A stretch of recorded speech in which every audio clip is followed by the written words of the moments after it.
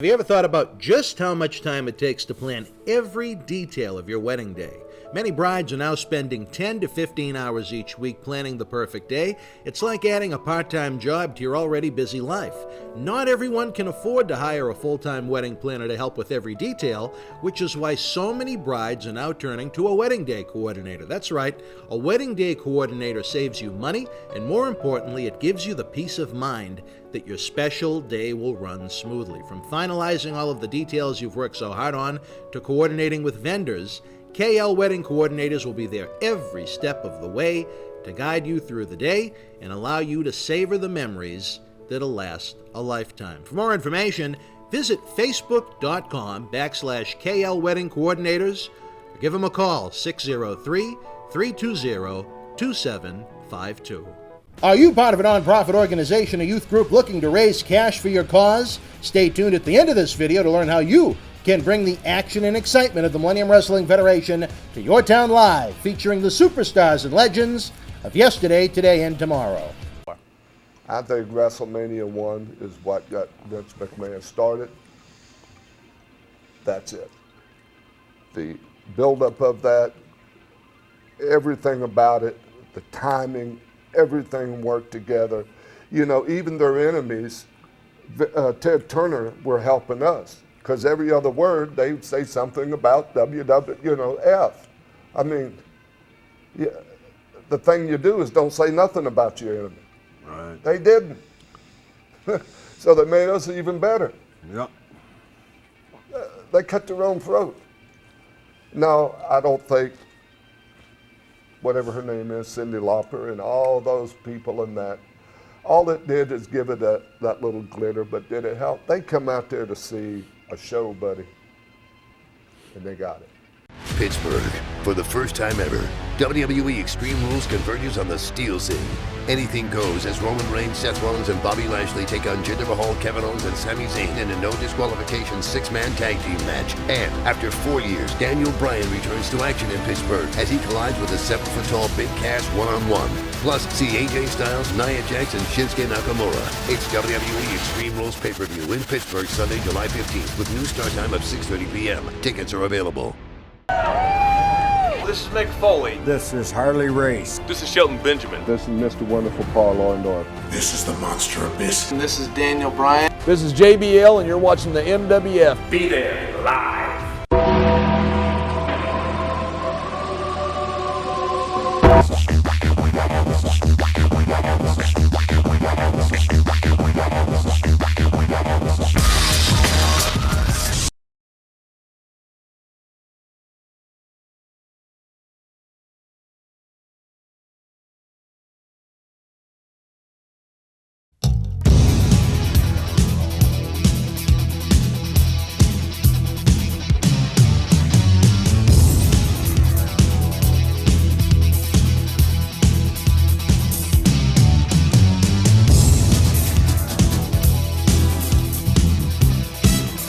Wrestling fans around the corner, around the world, welcome to a special installment of Memories and Legends. I'm Dan Marty here, joined by my good friend, my two-time Hall of Fame friend, Mr. USA, Tony Atlas. Tony, we had some very interesting feedback from the episode from last month on some of the particular vices you have in your life. Google that. It's a very interesting episode. Tonight, though, Tony, WWE is getting ready to present Extreme Rules in Pittsburgh, Pennsylvania, a great wrestling city, the home of the late Bruno Sammartino. Yeah. But it is the 30th anniversary in just a couple of days of the passing, the murder that you witnessed firsthand of the late, great Bruiser Brody. Now, we had you here a couple of years back. We're going to play that footage when we discussed it, so we don't have to completely relive it once again. But just briefly, a few thoughts on that night. Now, 30 years ago, we lost certainly one of the most brutal, vicious, violent, memorable characters in the history of the industry. The wrestling world and wrestling fans lost a great one. I always picture when Hulk Hogan became champion, a match between King Kong Bruiser Brody and the Hulk Hogan.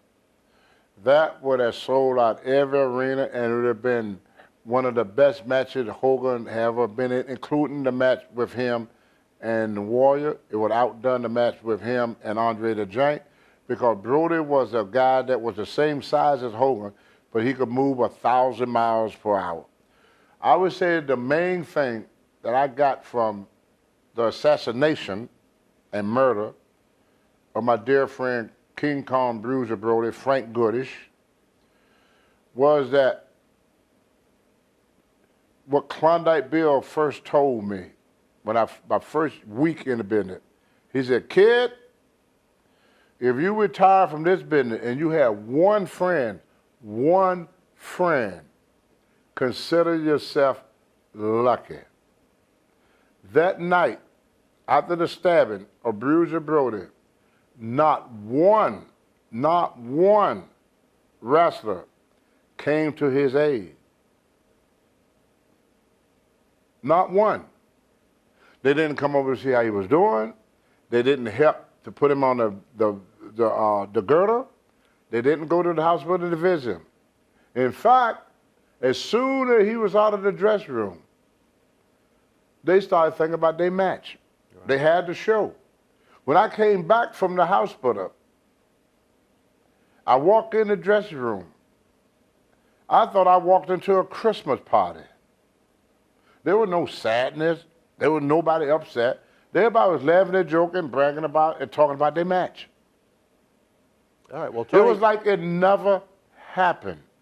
Then everybody got mad at me because I kept talking about it.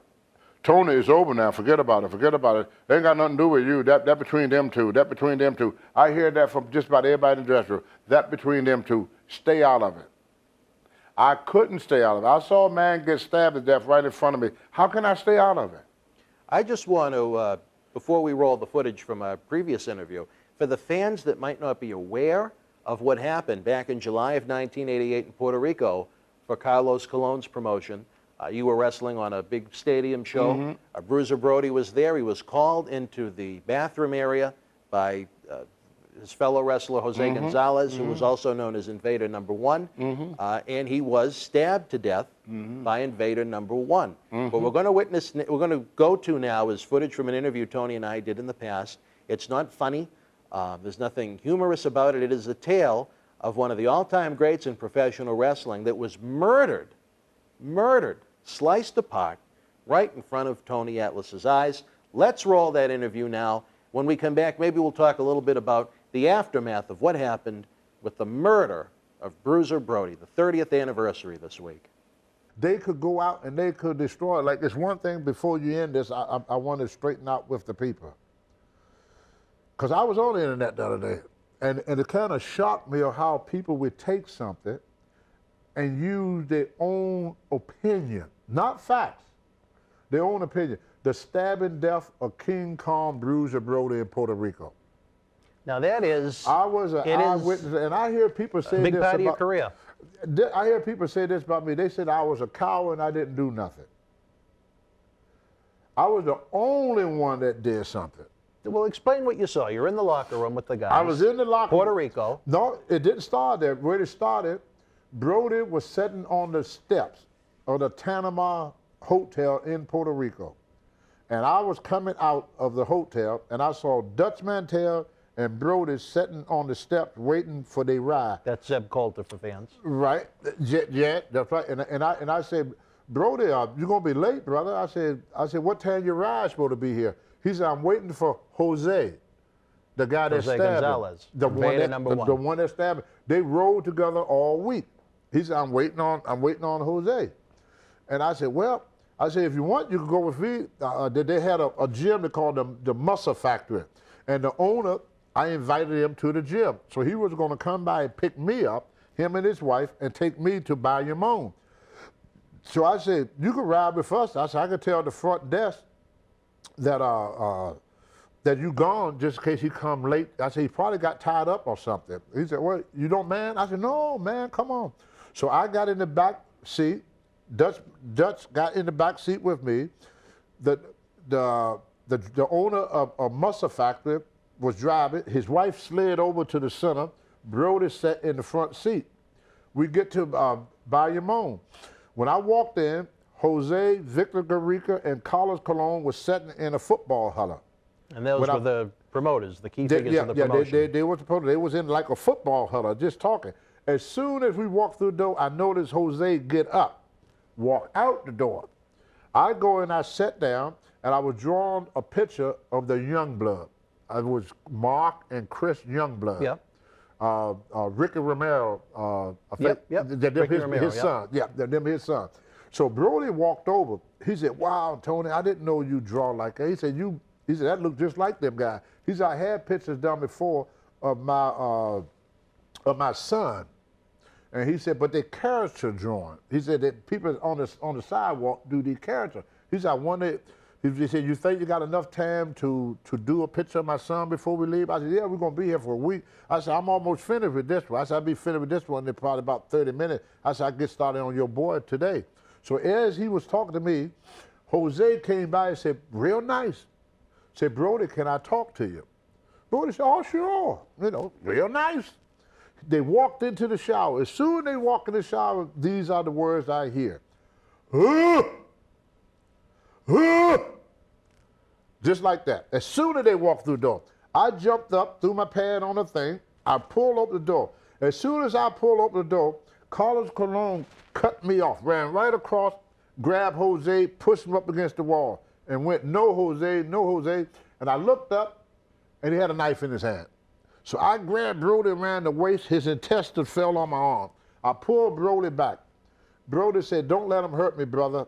I said, "Brother, ain't nobody gonna do nothing to you." So I laid him over on the floor. Then I went and I told another,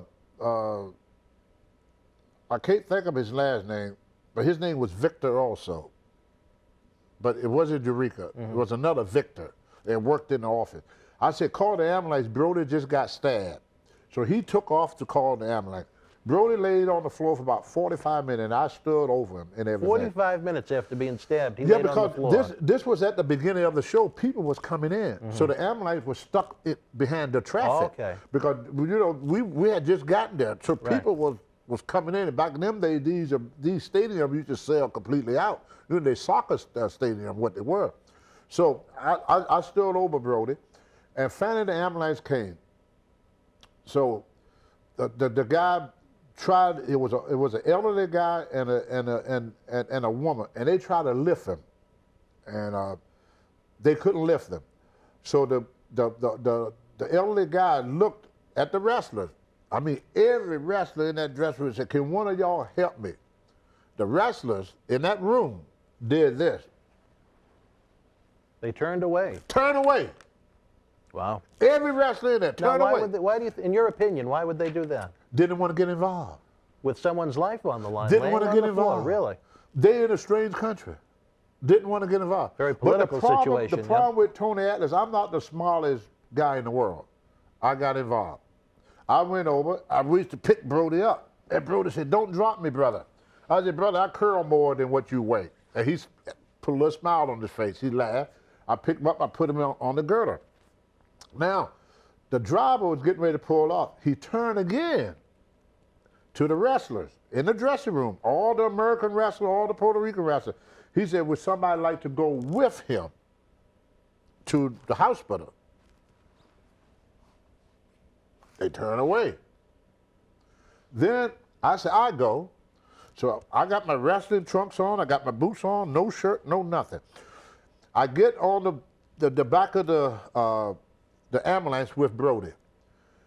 And then I started thinking as the ambulance pulling out the dressing room, I said, "Tony, you can't speak Spanish."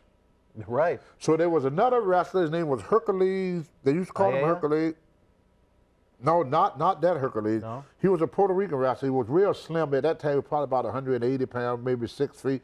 Then his son was a wrestler then. He will retire, but they used to call him Hercules. He used to have a good body in his younger. He was an older guy.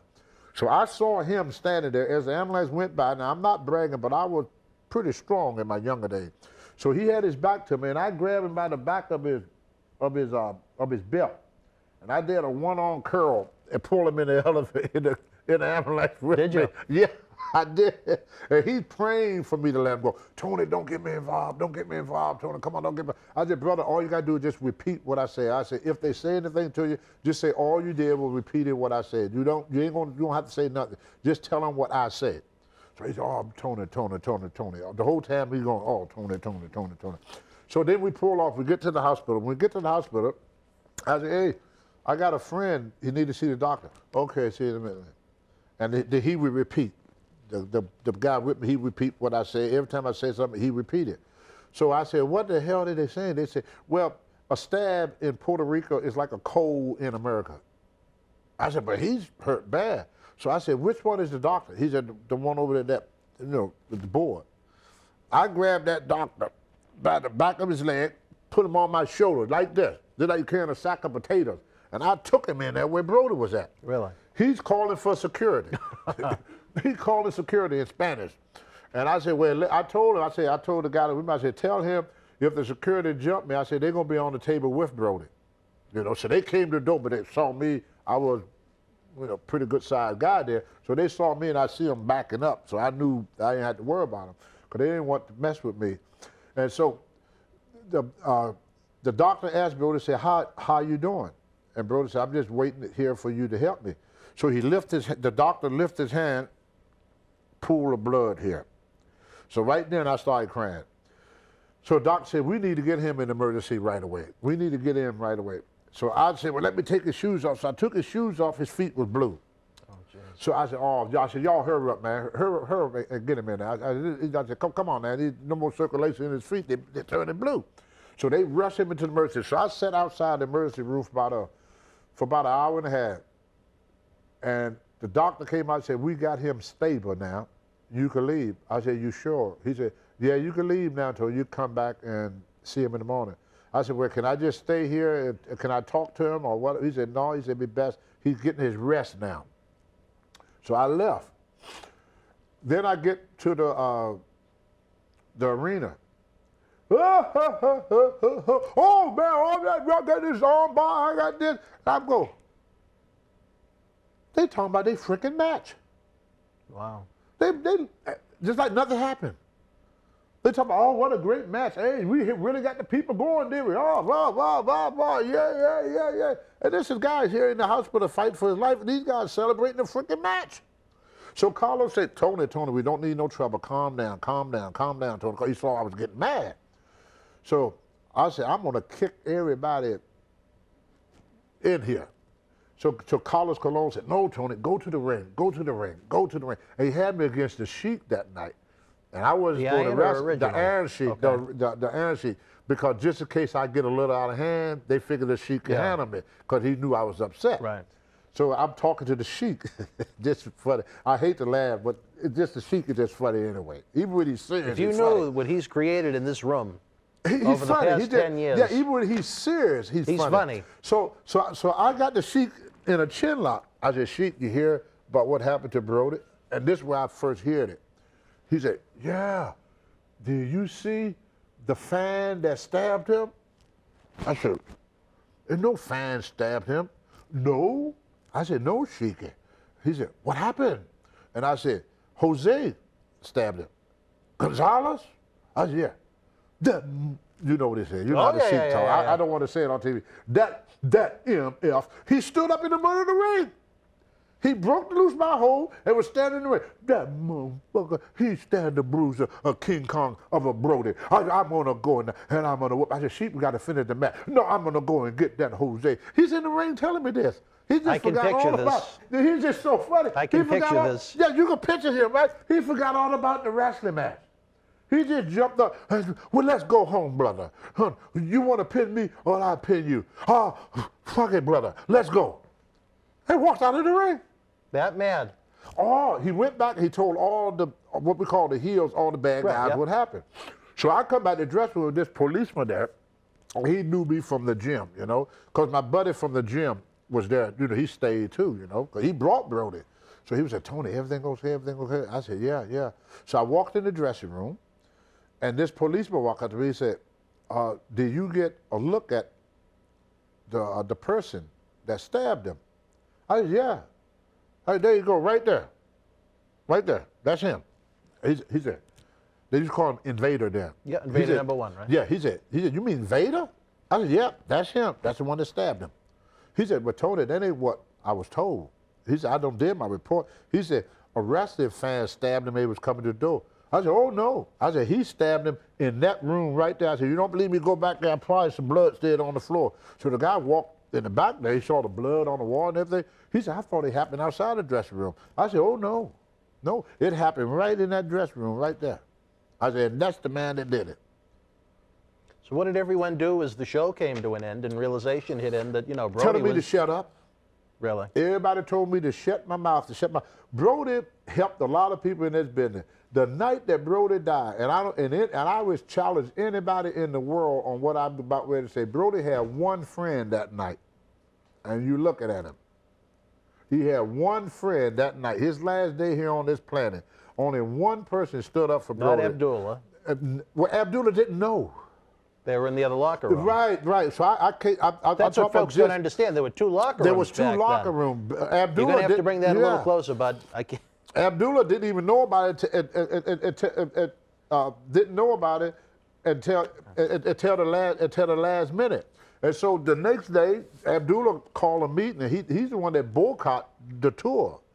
Abdullah was his best friend. He boycotted the tour and said, "We're not going to wrestle no more for this." So he went home the next morning. Yeah, right? yeah, he went home, and so Abdullah said, "Well, I wasn't there. I didn't see it." He said, "But somebody should go to the police station and make a report." And I said, "Yeah, I would go." And Abdullah said, "You going by yourself?" He said, "Maybe somebody should go with you." And Sika of the Wild Samoan, he said, "I go with you, Tony." And people that don't know Sika, when Sika went with you, you was taking the United States Marines, the Special Forces, and the Navy SEAL all in one person there. And I mean, he was a tough SUB, brother. So I felt safe as safe could be with Sika with me. He was a legitimate animal. So I made a report to the police, told them exactly what happened. They took my information, wrote down my phone number, and they said, "We will call you for the trial." I said, "I got one question." I said, "I own a 357 Magnum. I would like to bring it." He said, "If you could clear it with the airlines." He said, "Because we can only give you protection in the courthouse. From the airport to the courthouse," he said, "we cannot protect you." And I said, "As long as I can bring my peace, I'll be here." He said, "We're going to contact you." Well, I didn't hear anything more about that trial. And Dutch Mantell could tell you the same thing because he was supposed to have been a witness too. I didn't hear anything else about that trial until it was over with. They never contacted us. I've heard that. Never. And I hear people on the computer saying that I didn't do my job.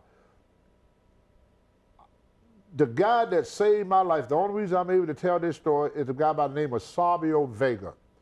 After I came back to the police station, Savio Vega said, "Tony, do not go to your room. They're coming after you because you're talking." He said, "Go to the airport. Here's your bag." He went to the room. Savio Vega gave me my bag and said, "Go to the airport, Tony, and wait for the police to call you and come back for the trial." He said, "But leave." He said, they waiting on you. So this was a very dangerous situation. One man was murdered, and you were the one that was willing to say something Running my about it. mouth, that's right. And so what ended up happening, I went to the airport, and I waited at the airport, and I caught the first flight out. But if it wasn't for Savio Vega, I would not be here to tell the story because they were waiting upstairs for me to do me in. How do you respond to the people that pretty much said what you said? You know, that you are a coward, that you fled and hid in Maine and no man's land to get away from people from the Puerto Rican Mafia. Did you run from the Puerto Rican Mafia? No, I didn't even know they had one. Okay, well, neither did I, but that was one of the tales. No, I didn't even know they had one. But what it is, see, people are always saying things. If you didn't witness something, if you wasn't there, thou should not have false witness against our neighbors. And if you didn't witness something or knew somebody that had witnessed, you're giving false testimony against our neighbor. You're not only destroying the fact that Brody had one person that stood up for him. And that's why I learned in wrestling, I had one friend in a 40-year career. And that one friend I had in professional wrestling was S.D. Jones. That was the only friend I ever had in professional wrestling in my whole 40-some years. The Klondike Bill told me, I end with this, said, Tony, if you leave this business, you had just one friend when you leave this business. Wrestlers are not friends, they're business associates. When you leave the WWF or WWE, you ain't gonna get no phone calls. Nobody gonna answer your phone call anymore. When I left the WWE, the only wrestler that talked to me was Mark Henry and Teddy Long, nobody else. It was like I was never there. They forgot about me. 2 seconds after I walk out that door. 2 seconds after Bruiser Brody got killed, wrestlers went back, worked. It was like he was never there. That is They even something. went in the ring and did the show while he was in the hospital. Not one wrestler. People that badmouth me on this Brody thing, ask yourself this question. How come every time Brody comes up, you don't know what other wrestler was around? I wasn't the only wrestler in that dressing room. How come the other ones didn't say nothing? Why are they not in it? Think about it.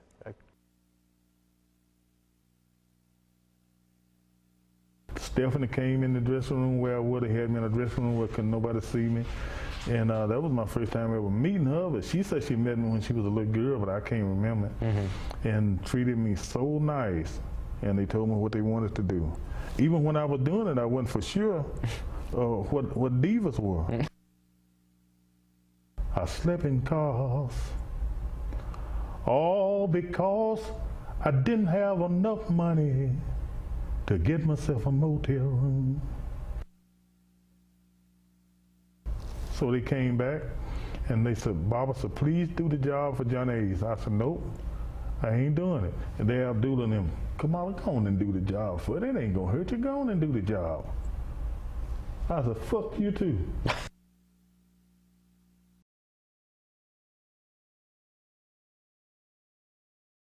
You think you know your favorite superstar?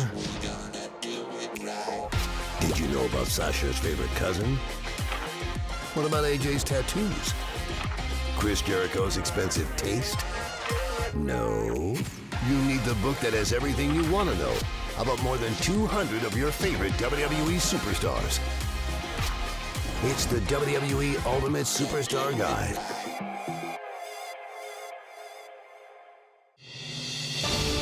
They're ready to take their rightful place amongst the literary greats. Who, you ask? The New Day! That's who. It's the Book of Booty. Shake it, love it, never be it. It's the feel-good story of the rise of the New Day. Loaded with games, trivia, coloring pages, and so much more. The Book of Booty. Shake it, love it, never be it. Available now online or wherever books are sold.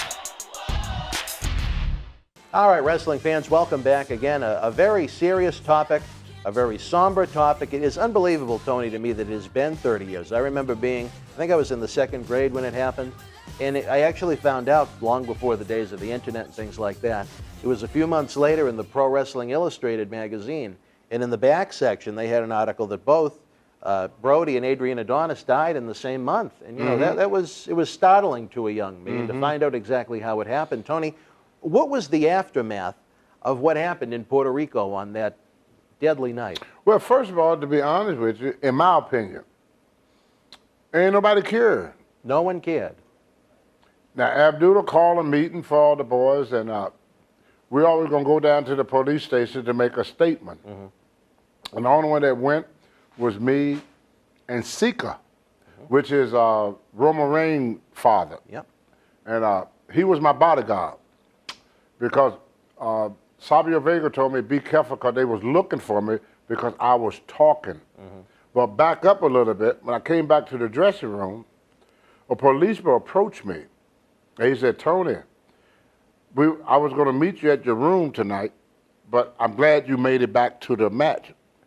And he said, if you didn't make it, he said, 'cause we want to get a statement from you. He said, I got a statement from everybody in the dressing room. I got a statement. And he said, did you get a look at the wrestling fan that stabbed Brody? I said, what wrestling fan? He said, everybody in here, everybody said that a wrestling fan did it. I said, no wrestling fan did it. I said, that person right there did it. I didn't call him a person. I used much harsh language. What did you say? I said, that motherfucker right there did it. And he said, you mean Vader? I said, yes, Vader. He said, but everybody in here told me a wrestling fan did it. So they already had a story that they were booking it. They already had a story to give to law enforcement. Then I went a step further. I went to the police station. That's why it ended up on trial. If I had kept my mouth shut, there would have been no trial, and it had been forgotten about 30 minutes after it happened.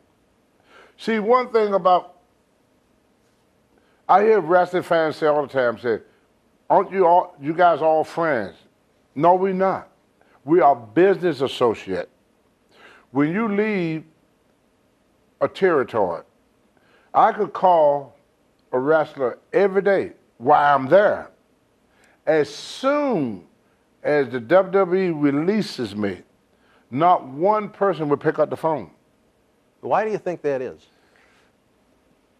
Wrestling is not like football. Football, you're a team. Mm-hmm. So you work as a team. Wrestling, everybody there is subcontract. Wrestlers are a bunch of independent businesses. Tony Atlas is not a person. Anthony White is the person. Tony Atlas is my company. So the character you create is your company. It's not a person. Hulk Hogan is not a person. Hulk Hogan is his company. Just like our president would tell you, the name Trump is his company. That's his money. That's his brand. And what you paid to put that brand on. Air Jordan, Michael Jordan. Jordan's is a sneaker that is a company now. It's a brand name, Jordans. I got to get these new Jordans.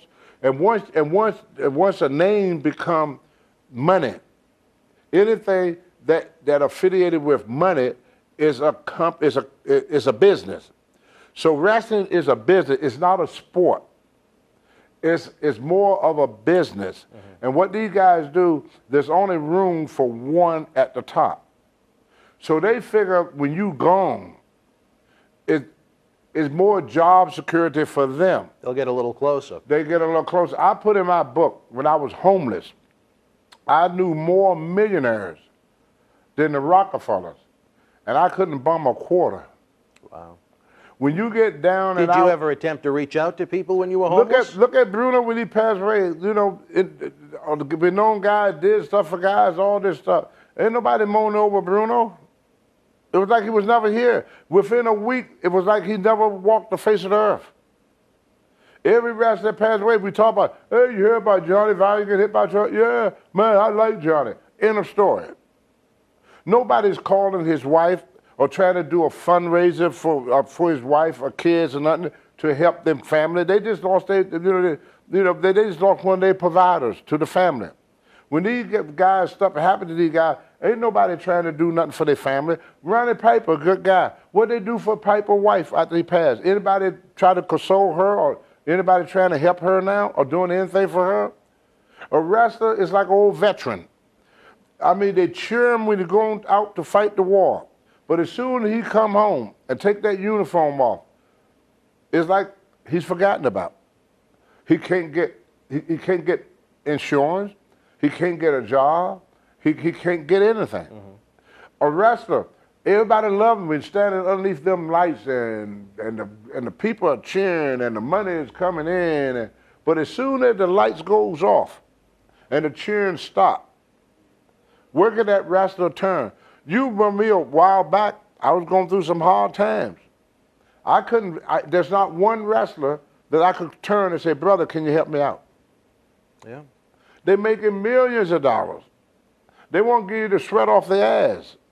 And you roll up and down the road with them. You travel with them. You sacrifice for them. You got in fights for them. You got in trouble with the office for them. But as soon as your career is over with WWE, they forget about you. The moment you walk out that door, it's like you was never there. They don't even mention your name no more. I remember one time a guy left and I asked one of the wrestlers, I'm not going to call his name, I said, where's so-and-so? And he said, oh, don't mention it, he's gone. He's gone. That's all you need to know, he's gone. You get strep. Now, why couldn't you mention that person's name? They don't even want to talk about it. They don't even want to talk about it. Don't even want to discuss it. Who was it, Tony? Well, he's back now. Who is it? It was a young kid. He had that big black guy with him. What was that kid's name? Young blonde-headed kid. Young blonde-headed kid. Yeah, he got busted for the pot, but he had a license for it. License with pot. He had a big black guy that used to bodyguard with him. The big black guy ended up becoming ECW champion right before they got rid of ECW. Ezekiel Jackson? Ezekiel Zaka. Okay. Yeah, he was with Ezekiel, the young kid was. Had blonde hair. I don't remember off the top of my head. Something like that. People are going to crucify us online. They're going to be like, how don't you remember that? But I mean, that's... Yeah. He was with Ezekiel. It'll probably come to me right as we finish. Yeah, he used to come out with Ezekiel first. Then they put Ezekiel by himself. Yeah, but he's back now. He's back now. Yeah, I seen him back now. But he failed the piss test. But he needed for pain because he couldn't take pain pills. Mm-hmm. So he got medical marijuana for his pain. Mm-hmm. And the marijuana he had, you couldn't get stoned. They took what they call the THC or whatever is in it. They took that out of it so that it only take care of the pain, but he couldn't medicinal use. Medicinal use only. Yes. But you could smoke the whole thing and you won't get high. You couldn't get high off of it. It was just strictly for pain. But still, they found THC or whatever in his system, and he got fired. Nobody talked about it. I seen a guy leave the next day, and I said, "Where's so-and-so?" And this go all the way back to the 70s. Wrestlers are not friends. They are business associates. Business associates. How did I end up homeless? See? Series of unfortunate events. And could not get one wrestler to help me. Did the wrestlers know you were homeless? Bobby, yes. Who? Who knew? They all knew. Who?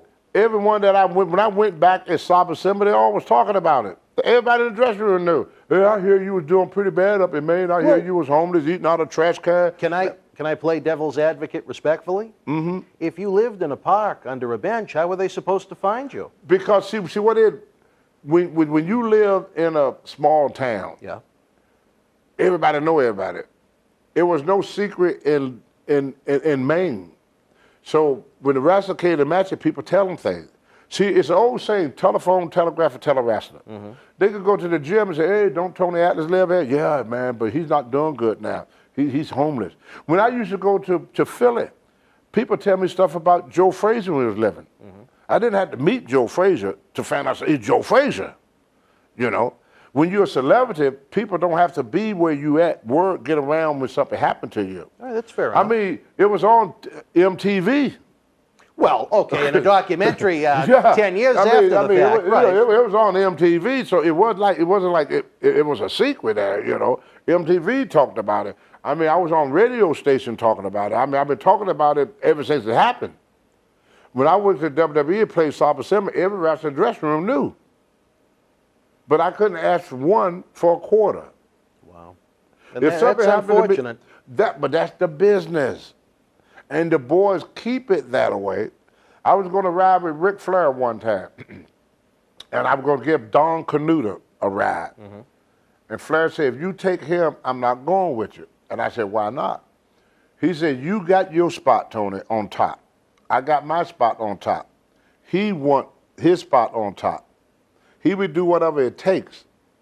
To get on top. So if he could tell something on me that would get him higher on the food chain, he would do it in a heartbeat. I was in the dressing room when George Scott was the booker of WWF then. Mm-hmm. And he was chewing me out for some few things. And I said, George, how you know these things? George Scott said, who do you ride with? The safest spot for a pro wrestler is in the ring. Because in the ring, he can protect himself. The most dangerous spot for a pro wrestler is in a car when you're traveling. That's the most dangerous spot for a wrestler. Because the guy that you say something to, and Vince asked him one question, said, what happened with you and Tony? Everybody's constantly, because there's only room for one at the top. again, that is unfortunate. I do want to circle back and to... another thing that we keep saying wrestling. There's no more wrestling. It's sports entertainment now. The wrestling ended in 1990. After 1990, there's no more wrestling. All entertainment for the most part. They don't wrestle. Right. How can you call something wrestling when you don't do it? Kicking, punching, and acrobatic move is not wrestling. Showmanship. It's showmanship. They do a lot of high spots and a lot of stuff. Nobody wrestles anymore. Bob Jr. wrestler. Terry Funk wrestler. Ric Flair wrestler. If you look at the matches, they wrestling. They're not bouncing off the road like a bunch of Mexican jumping beans. I'm gonna get in trouble for saying Mexican jumping beans. But you're gonna get the Me Too hashtag. Oh yeah, yeah. We're jumping beans, okay? Black jumping beans now even out. So that's pretty much how it is now. There's no such thing as Vince's own words. Ted Turner lost because he was in the wrestling business. I won because I'm in the entertainment business. Famous now, words. It can't be no plainer than that. Right. But wrestling is a thing of the past. People don't want to see wrestling no more. I don't know if that's necessarily They don't want to true. see wrestling more. Look at the houses. If you try to wrestle and have a wrestling match, people would crap on it. They would go boring. There would have to be a re-education to a degree. You're right. The world is different. Just like, to me, music was played by notes and you sing. That was music. Now, music is yo, yo, yo. That's music now. That's music now. All right, well, Tony, I do want to get... With the same beat for every song. You're right about that, but let's go... You hear one, you hear them all. Let's circle back, Tony. We got to circle back. You get off topic sometimes. Because I want to let you tell your story. I'm not all there. I got concussions, you know. I know. I want to let you tell your story, though. But, Tony, I got to ask you, after everything that happened, did you ever go back to Puerto Rico? Yes, I did. And what led you to go back? Carlos Colon called me in 2010 to come back to do the was that long afterward? It was 2010? 2010. 22 years after the fact. Yeah, I went back to do Carlos Colon anniversary in 2010. Me, Booker T was there, the Stanner brothers was there, and Abdullah the Butcher. And believe it or not, Jose came up to me and shook my hand and walked away. Yeah. Did you feel like you were in any danger going back? No. No. You felt safe? No, because it wasn't the same Puerto Rico. I mean, we were selling out stadiums, and now we're in a little wink-and-dink business. After the death of Brody, Puerto Rico died with Brody. I mean, the crowds, the big names wouldn't go there no more. People, it killed the business. Yeah. You couldn't get the big names to come there anymore. Right. So there was a big turnoff with the boys. After so a lot of guys boycotted. Carlos got boycotted by a lot of wrestlers, and they wouldn't go there to perform. And if you can't get the big names, you can't draw. The houses are so little by now that we got cable television, all the wrestlers now are focused on WWE. So if you can't get guys, ex-wrestlers like Nash and Hogan and these guys that was with the WWE, then you can't do business. You have to have WWE guys to do business, because this is, to the people today, WWE is where all the rest of it. You get guys from Ring of Honor, anywhere else you want to get them from. They're not going to have the impact on the fans like WWE. There's no wrestling organization that could put more asses in the seat the way John Cena does. Well, so for the most part, you'd say Puerto Rico wrestling is dead, or it's not what it is. No. The best thing for Carlos to do is sell it to Vince and let Vince start it over again. Did you feel awkward when you ran into Carlos Colon and Jose Gonzalez for that first time? No, not really. Really? Now, why is that? You witnessed a murder that was covered up for the most part. Why didn't it feel strange to you to go back into a locker room with these people after the fact? So much time had passed? Well, it's just me, because I guess it was how I was raised. Yeah. It's not the first one I've seen. You've seen more than one murder? No, yeah, I've seen lynchings. Really? Mom, I was raised, I'm old. It's true. And they didn't desegregate America until the 70s. Right. So I was raised up in the 60s and the 50s. So it was, I seen stabbing, I seen shooting. For most black kids, it's not an unusual thing. Especially today, it's worse than in my day. Right. I mean, it wasn't unusual for me to walk home from wrestling practice and see a dead body laying somewhere. Oh my God. That was not unusual in most black neighborhoods across the country, and nothing changed. Well, Tony, I have to ask you as we finish up this program, whether you want to take a few sentences, a few minutes, what could you tell the fans at home that didn't know the man, a little bit about your friend, Bruiser Brody, that, again, was murdered 30 years ago this week? First of all, he was a veteran. He served in the military.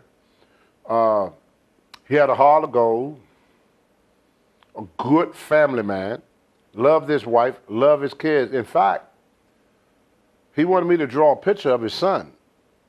And when he went to the emergency room, he was still holding that picture in his hand of his son.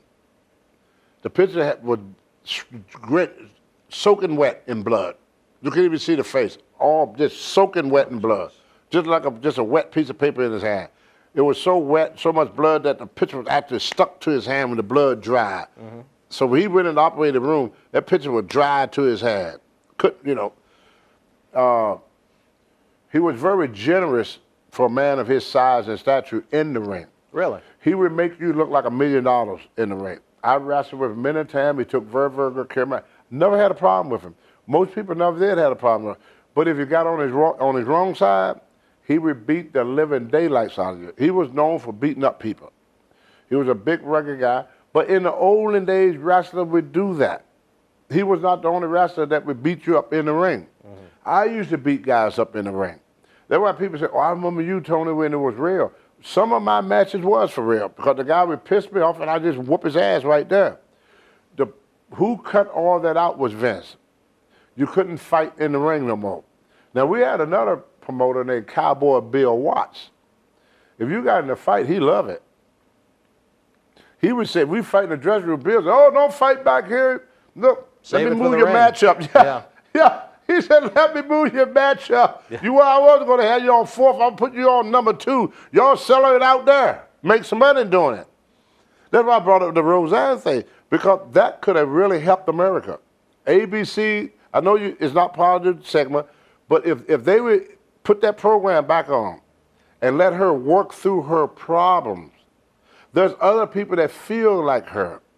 And by watching her work with this problem and solving this problem that she had, you could help thousands of other Americans with the same sentiment.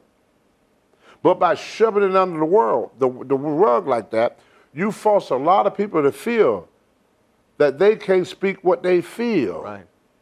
They feel like if the least little thing you say, you get labeled as a racist and you lose your whole career.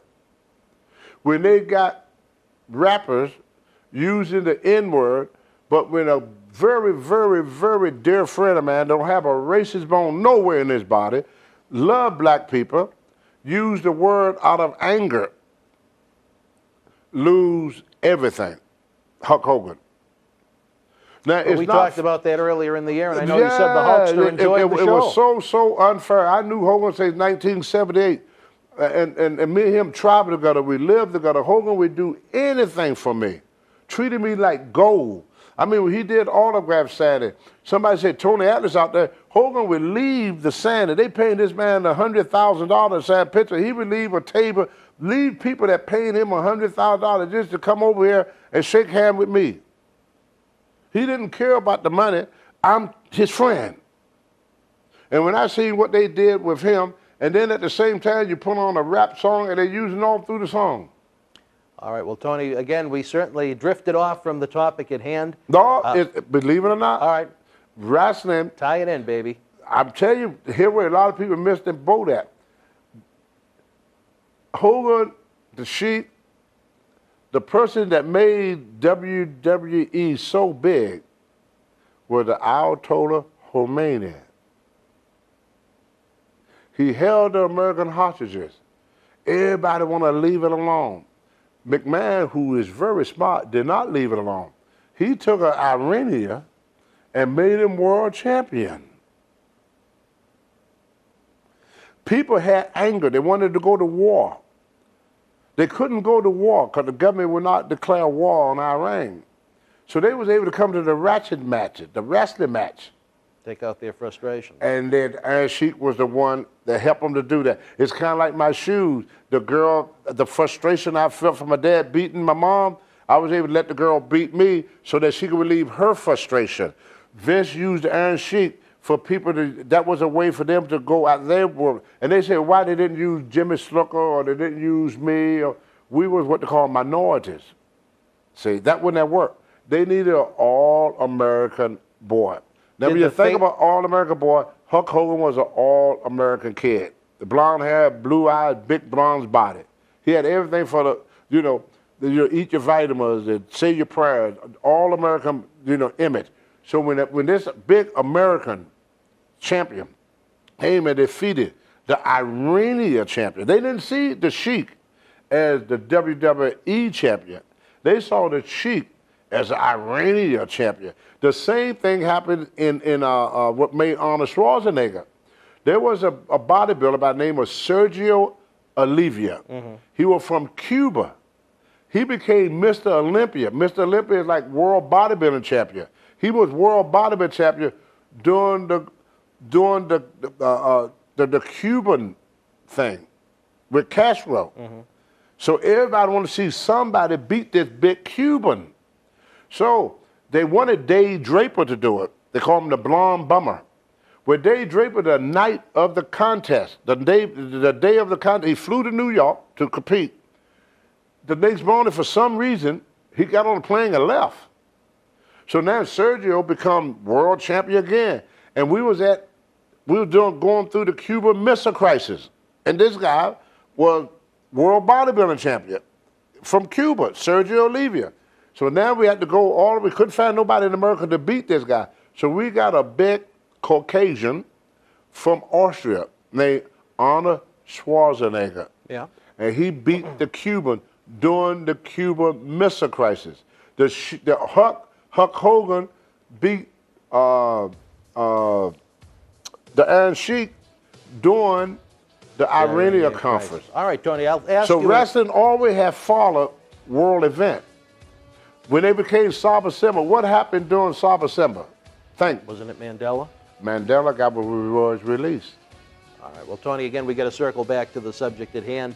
Running out of time here. We had some final thoughts on Bruiser Brody. Do you think the professional wrestling industry learned anything from that tragic night in Puerto Rico?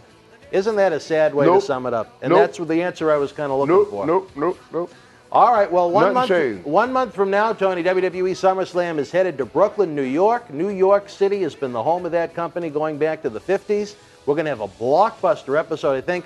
Unlike tonight, it's going to be a heck of a lot of fun. We're going to have a live studio audience here. I think it's going to be lively. You'll get a chance to show off your guns. Maybe we'll even see some nice shoes, but that remains to be seen. For the Hall of Famer, Tony Atlas, I'm Dan Marty. Until we speak again, folks. Kick your husband in the face. You and yours be well. Happy Father's Day. I'm Dan Marty. And I'm John Cena Sr. Let us tell you how the action and excitement of the Millennium Wrestling Federation can help raise cash for your nonprofit cause. Experience the action and excitement of the Millennium Wrestling Federation live in your city, throughout New England, the tri-state area, down through the Carolinas, out to our friends in the Midwest and beyond. If your nonprofit organization is looking for an interactive, turnkey experience while putting enough fun into fundraising, you've met the perfect tag team partner to work with every step of the way. The MWF offers a variety of packages for groups of almost any size, from our live events at the Boston Garden, the Kowloon Entertainment Dining Complex, and the legendary Suffolk Downs, to high school gyms and function halls. We've presented live events everywhere and anywhere. Since 2001, the MWF's mission has been simple: keep the kids off the streets. Under the leadership of President David Reese, we bring the superstars of yesterday, today, and tomorrow to your town. Not for a wrestling show, but an event that features action-packed in-ring wrestling, autograph, pose photo opportunities, Q&A sessions, and so much more. It's the best of sports and entertainment.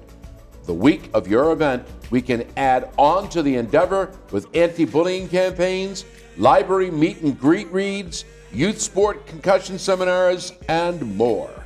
Our live events are fit for fans of any age from 5 to 95. This fall is part of our new Kids Club program. We offer live event experiences exclusively for the youngest of fans. On the flip side, we can produce a tailor-made event for fans of an older demographic as well. We work with you every step of the way to get the word out to fans near and far on our local television offerings and to over 50,000 fans and growing on our social media platforms. Your success is our success. If your group has had enough of candy bar and wrapping paper sales and has the energy to team with our passionate fan base, bringing the NWF experience to your community is the answer to put smiles on faces while raising cash for your cause. Contact us today to get the ball rolling for your custom-made event that you'll want to bring back year after year to your community. Don't just take it from us. Here are the folks we've teamed up with in the past.